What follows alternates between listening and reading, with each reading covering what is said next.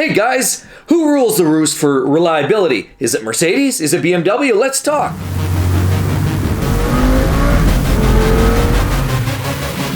Welcome back to the channel, everybody. Mark with exoticcarplayplace. So you're at the local car show and you're wondering, I'm going to go check out some great brand new German-made sedans and coupes. I'm not sure yet what I'm buying. I'm looking at Audi, BMW, Mercedes, Porsche, VW, checking them all out. But today, I'm really kind of focused in on the BMWs and Mercedes. What are you looking at for reliability? Because that is, in fact, one of the main priorities. And of course, today I'm going to share with you guys which one between Benz and BMW is the most reliable. Now, I've dipped into resources. I've done a lot of research, and resources such as AM Online and RepairPal tell me a lot of what I need to know. And so a lot of these ratings are going to expose the most reliable between Benz and Beamer. So let's get rolling into this. So in the first 5 to 6 years, first of all cars are very much the same. Whether you're driving a Bentley or a BMW or a Ferrari or whatever you're driving, these cars are all pretty typical in the first 5 years. And that's no different between Benz and BMW and Audi, of course. They're very comparable in terms of reliability. Not lots goes on because, to be quite frank, a lot of these parts are engineered to last 4, 5, 6 years. But then, after 5 years, after 6 years, that's when the parts mortality starts to kick in. That's when what you find is a lot of the engineering lifespan of parts in a lot of these cars, like Benz and BMW, are starting to expire. So it's from that 6 years to 12-year time frame that you're going to find where you're going to see a lot of the big expenses. What a coincidence. Warranties expired. Now you're into the big repairs, of course.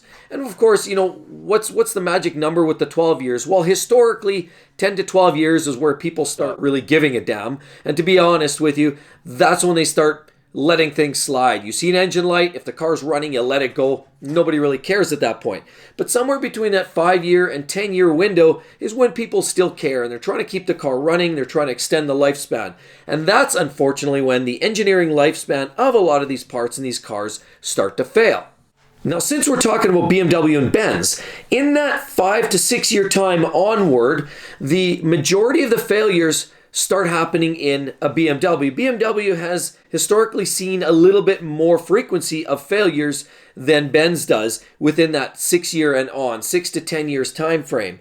BMW starts to fail, and a lot of the failures are related to suspension bushings, suspension parts in general, of course, cooling systems where they start to deteriorate, because we all know that there's plastic T-stats and plastic rads and plastic water pumps, and these parts start to crumble and start to fail, and you wind up with a leak.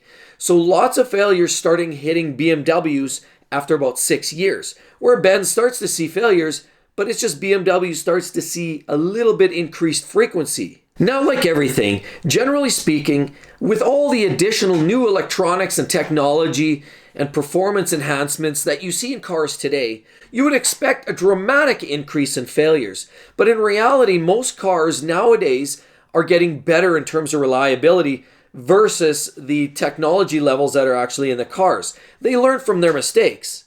But, you know, historically, there have been a lot of really bad engineering mistakes and designs that have led to premature failures. For example, in the Benz world, leaky and loose power steering systems that allowed the car to sort of wander and sway. Even though you're driving down the road, it's hard to keep a straight line. Vacuum door actuators that fail, either locking the passenger in or locking the person out from getting inside the car, doesn't release. Single row, and if you can believe it, single row timing chain installations, all for the sake of saving money. Single row timing chains that were historically known to fail in certain entry-level engines. And as well, a more recent issue with sudden acceleration to the point where it's out of control and the car almost gets away from the driver, creating a very hazardous experience. That's another one with a Benz. All examples in Mercedes where some bad engineering took over. Then we talk about BMW bad designs historically. The S65, S85 engines with the extremely tight rod bearing tolerances that led to premature rod bearing failures. Failing cooling systems because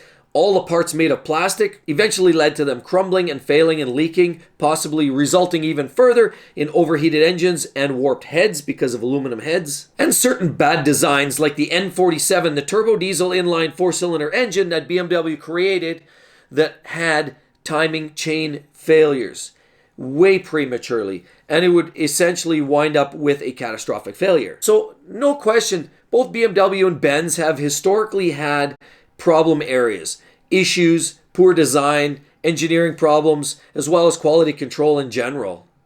So fortunately, there's a lot of people out there and a lot of resources, and I like to use a resource called RepairPal, which is sort of an independent group that likes to collect statistics and share them with the public for the sake of transparency and sharing knowledge and wisdom with the public like you guys to help you make wise decisions on cars. Now, RepairPal digs in traditionally from cars from about 2010 to 2017, so it gives you a pretty good idea of relatively late model cars and the failures that you see and what's the rate of repair for these vehicles. So we'll dig into the RepairPal statistics and we'll compare BMW to Mercedes. Now, not only will we share you the statistics such as rate of failures, the cost of failures, the average ownership, costs per year, as well as the overall frequency and the ultimate rating of each vehicle. We'll share all that information with you for each vehicle, but we're also going to summarize at the end how good and how bad these two different vehicle brands really are. So of these statistics, they compare the national average for the average vehicle.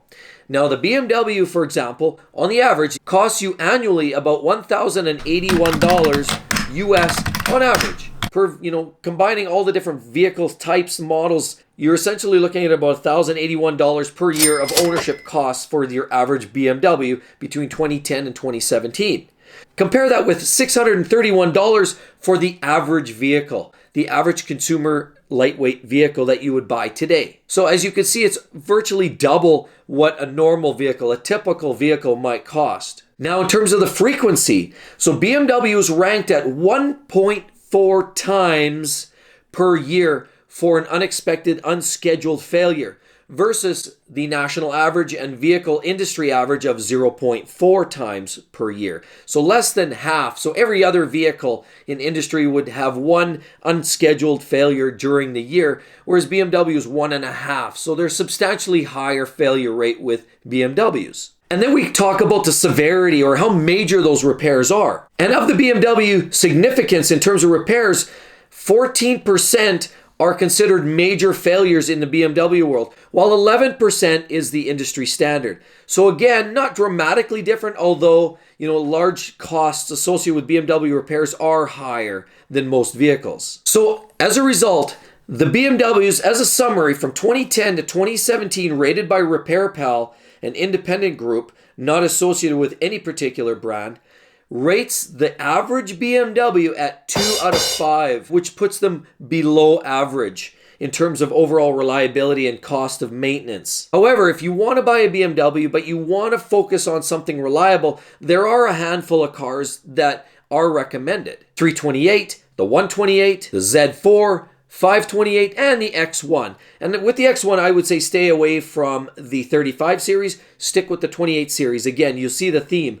Those are the more reliable versions of those vehicles. So then we'll talk about the Mercedes statistics based on RepairPal. And the average Mercedes cost per year is $1,158 US per year for maintenance and more or less servicing costs per year. Again, versus the $631 industry average and versus the $1,081 for BMW. Now you'll see that's interesting because the Mercedes on average is a little bit more than the average BMW overall for a particular year for servicing. But that's not the only indicator here. So let's talk more about this. And why those aren't the only indicators is because only 1.0 unexpected visits to the shop by a Mercedes owner is the current rating versus the 1.4 for BMW and the 0.4 for industry standard. So you'll notice, even though the costs per visit might be a little bit higher with a Benz, you're visiting the dealer less often, so which essentially makes that more reliable,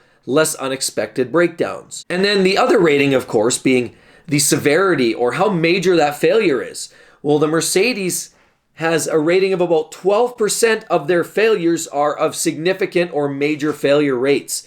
And of course, while again, BMW at 14% and industry standard being around 11%. You'll notice Mercedes is very close to the average. So they're actually a higher rating in terms of overall reliability and how robust they are. So in the final rating for Mercedes is actually a 3 out of 5 based on RepairPal, which puts it at average, which happens to be better, significantly better than BMW for reliability and overall durability. Now you want to understand where some of the more reliable Mercedes cars can be found?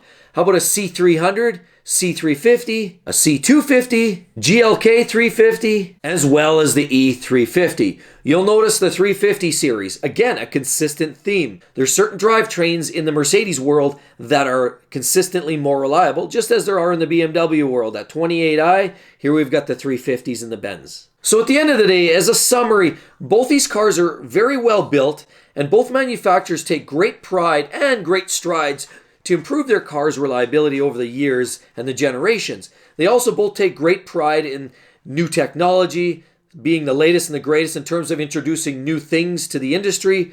They're both great vehicles to drive in general, Benz and BMW. A lot of great options on both sides of the fence. That being said, if you're looking for strictly durability or reliability, Mercedes currently owns the top. They're wearing the crown for most reliable German car. And that includes the Audis, which we featured before, because the BMWs are slightly better than Audi, but Benz is better than BMW in terms of overall reliability in the last 10 years. So thanks again, everybody.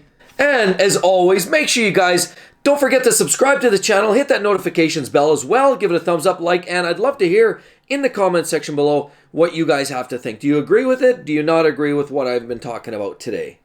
So thanks again, everybody. I'd love to see you on the next one. Hope to see you soon. Bye-bye.